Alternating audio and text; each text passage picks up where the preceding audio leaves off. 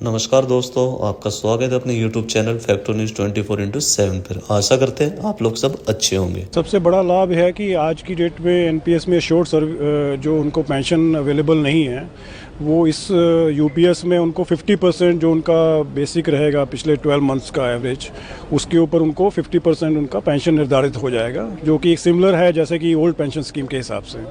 जो ओपीएस में जो लोग आते हैं और जो यूपीएस में है, क्या ओपीएस वाले लोग भी आ सकते हैं? जी नहीं, ओपीएस वाले इसमें शिफ्ट नहीं हो सकते, एनपीएस वाले शिफ्ट हो सकते हैं यूपीएस में। एनपीएस वालों को कितनी बार मौका मिलेगा यूपीएस में शिफ्ट होने के? उनको अपने लाइफ टाइम में एक बार का मौका मिलेगा, जब भी वो उनको सफिशिएंट टाइम दिया जाएगा और एक डेट दी जाएगी, उनको एक्सप्लेन किया जाएगा उसके दोनों के जो प्रोज एंड कॉन्स हैं, उस ढंग से वो डिसाइड कर सकते हैं कि वो एनपीएस में रहना चाहते हैं या यूपीएस में शिफ्ट होना चाहते हैं। कुछ अगर खास फीचर्स की बात करें यूपीएस की, तो क्या क्या फीचर्स हैं? यूपीएस की एक जो मैंने पहले सबसे मेन फीचर है कि 50% उनका बेसिक का पेंशन निर्धारित हो जाएगा। एंड सेकेंडली, मिनिमम इश्योर्ड जो पेंशन है वो 10,000 कर दी है गवर्नमेंट ने। एंड फैमिली पेंशन है जो 60% कर दिया गया है। और इसके साथ में ये जो पेंशन है ये इन्फ्लेशन लिंक्ड कर दिया गया है कि जो भी कंज्यूमर प्राइस इंडेक्स जैसे से बढ़ेगा तो उनकी पेंशन भी बढ़ेगी।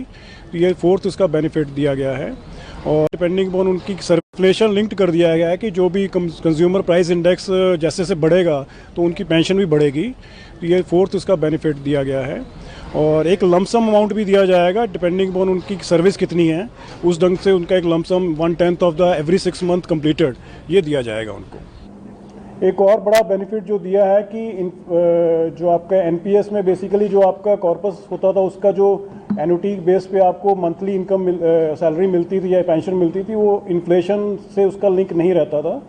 लेकिन ये जो यूपीएस बनाई गई है, इसमें जो आपकी जो भी बेसिक होगी जो डिसाइडेड होगी at the end of the service, उसको जैसे जैसे आपकी महंगाई बढ़ेगी तो कंज्यूमर प्राइस इंडेक्स जो ऑल इंडिया लेवल का रहता है उस अनुसार उसको भी बढ़ाया जाएगा, सो दैट महंगाई के कारण उसकी जो पेंशन है उस पर ज़्यादा इफेक्ट ना आए।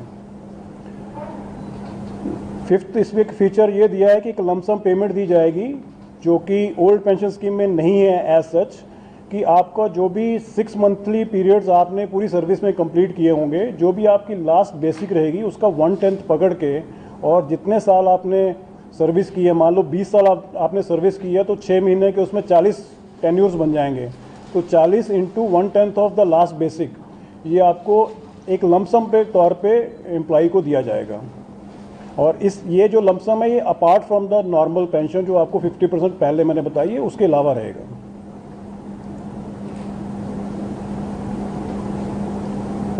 यूपीएस का जो अभी अनाउंसमेंट हुआ है, ये ना कि फ्यूचर के लिए, बट जो एम्प्लॉई पहले से रिटायर हो चुके हैं, जो एनपीएस के थ्रू रिटायर हुए हैं, जिनको ऑलरेडी कॉर्पस मिल चुका है या एनओटी मिल चुकी है, वो लोगों के पास ऑप्शन रहेगा कि वो यूपीएस वाली स्कीम में वापस जा सकते हैं। उसके अनुसार उनका दोबारा रिकैलकुलेशन होगा और उस ढंग से उनको पेंशन का बेनिफिट मिलेगा। और अगर वो पहले से रिटायर हो चुके हैं कई साल पहले, तो जो भी उनका पेबल ड्यूज़ होंगे उसको इंटरेस्ट के साथ गवर्नमेंट देगी, और इंटरेस्ट होगा जो पीपीएफ का इंटरेस्ट रेट है जो एसबीआई और बाकी बैंक्स देती हैं, सेम इंटरेस्ट से उनको उसको बढ़ाया जाएगा।